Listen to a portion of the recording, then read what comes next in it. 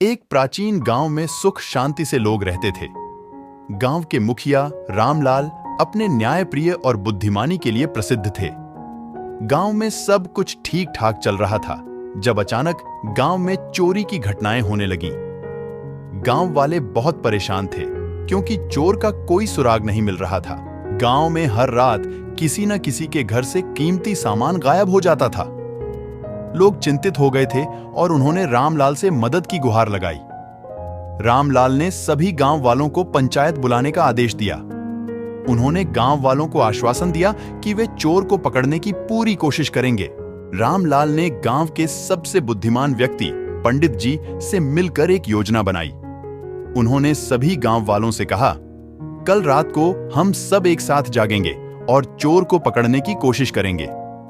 सभी गांव वालों ने सहमति जताई और रात को सतर्क रहने का वादा किया। रात को गांव वाले अपने अपने घरों के बाहर पहरा देने लगे। सभी सतर्क थे, लेकिन चोर बहुत चालाक था। वह एक बार फिर से चोरी करने में सफल हो गया और किसी को पता भी नहीं चला। अगले दिन रामलाल और पंडित जी ने गांव वालों को बुलाया और कहा, यह चोर बहुत ही चालाक है, हमें और भी अधिक सतर्क रहने की आवश्यकता है। आधी रात को सबकी सांसें थमी हुई थीं। अचानक एक काली छाया जाल के पास आई और जैसे ही उसने कीमती वस्त्र उठाया, वह जाल में फंस गया।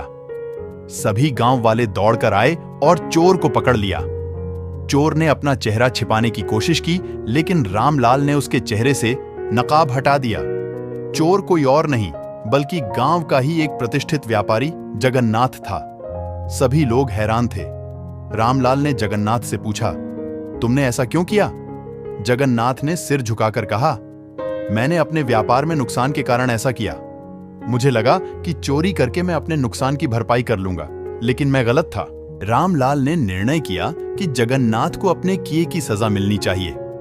उन्होंने कहा, जगन्नाथ को गांव के सभी घरों की चोरी की गई वस्त्रों की भरपाई करनी होगी और उसे 1 महीने के लिए गांव से बाहर रहना होगा। यह उसे अपने गलतियों का एहसास कराने का समय देगा। इस कहानी से हमें यह सीखने को मिलता है कि लालच और गलत तरीकों से कभी भी स्थायी समाधान नहीं मिलता। सत्य और ईमानदारी ही सच्ची सफलता की कुंजी है। इस तरह रहस्यमयी चोर और सत्य की जीत की कहानी ने सभी गांव वालों को एक महत्वपूर्ण सीख दी कि हमें कभी भी गलत रास्ते पर नहीं चलना चाहिए, चाहे परिस्थितियां कैसी भी हों।